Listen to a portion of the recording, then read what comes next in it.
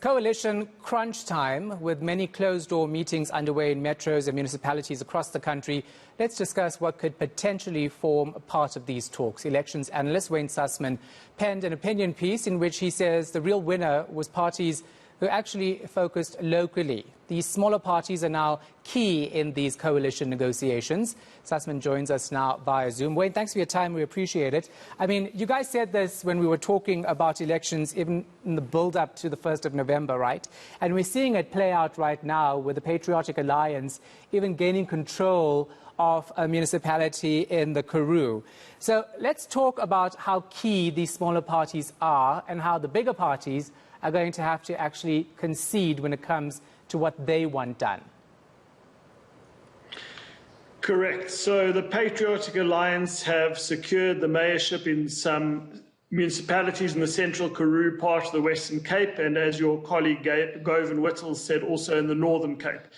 This is amazing, because the Patriotic Alliance are not the second or biggest party in these municipalities, and they are walking away with the ultimate prize. So it's clear that they're being effective negotiators and extracting what they ultimately want, and that is the mayoral chain, and that is the ability to influence their agenda for the next 5 years. But what is also important to know, it's one thing shouting from the sidelines, it's one thing being popular on social media, but as soon as you don that mayoral chain, the same thing might happen to you in 5 years' time, what just happened to the ANC and DA in many municipalities across this country. Of course, the hotly contested metro of Nelson Mandela Bay is what we're trying to focus on because it's so close there, right? The smaller parties are going to be the kingmakers, no doubt. What do you think is going to happen there? Because we've heard from the ANC saying that, you know, they won't work with Action SA or the DA because the DA has said that they won't work with them. Action SA says they won't work with them. The bigger parties are really not playing ball here. So what happens in a situation like that? Well, Nelson Mandela Bay, which has a real water crisis right now, really needs to know where it stands from a political leadership point of view for the next 5 years. But Shahan, it's very unclear because the EFF have said that they're no longer willing to work with the ANC.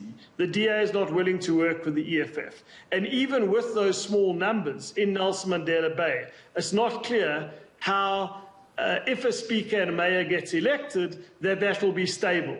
And Nelson Mandela Bay cannot wait an extra minute. It needs the new administration now to deal with the drought, to deal with the water issue.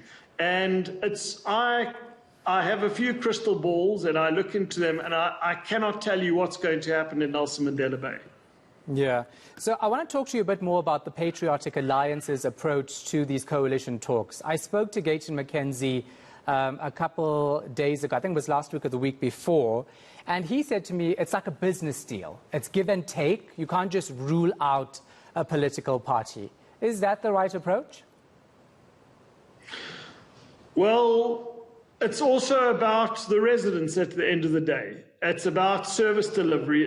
The business here is the business of governing in the interests of the residents who make up the municipality.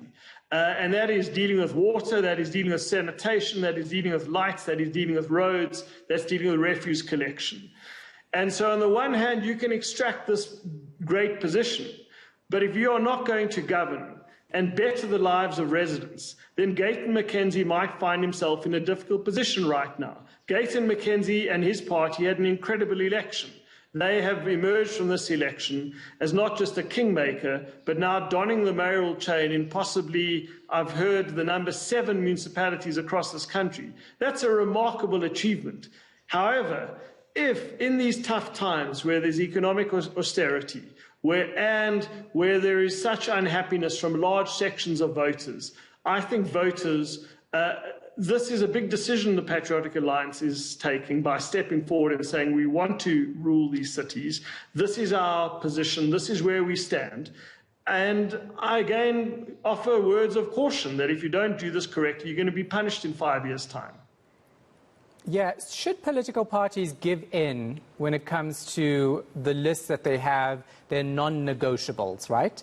We know that most of the political parties have published this so that the public can actually see what their non-negotiables are. But in the interest of a metro actually being run properly and a council actually deciding on a mayor and a speaker, etc., because it's about service delivery in the end, should they give in on those non-negotiables? Look, we've got to deal with local government issues. And when I see the EFF's demands, I think everyone would agree that there should be free sanitary pads for young women across this country. But some of those demands the EFF are making have little to do with local government. And that is when these negotiations take place. We must remember that this is about local government, that this is about service delivery, and that it's absolutely imperative that when we make these decisions, that is paramount, that is held paramount.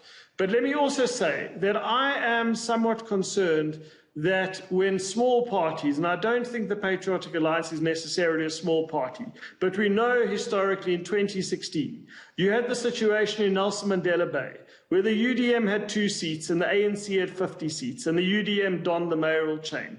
Then it was the African Independent Congress, who had 1 seat, the inner coalition, the ANC, who has 50 seats, they donned the mayoral chain.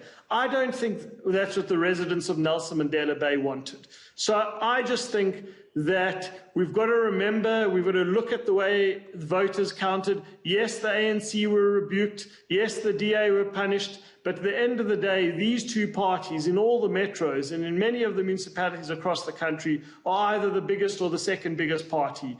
And I would hope that just again, because I think it does honour what the voters have wanted, is that in many of these cases, instead of a single-person party leading the coalition, it will be some of the bigger parties, because that's ultimately the voters still had more faith in them than other parties.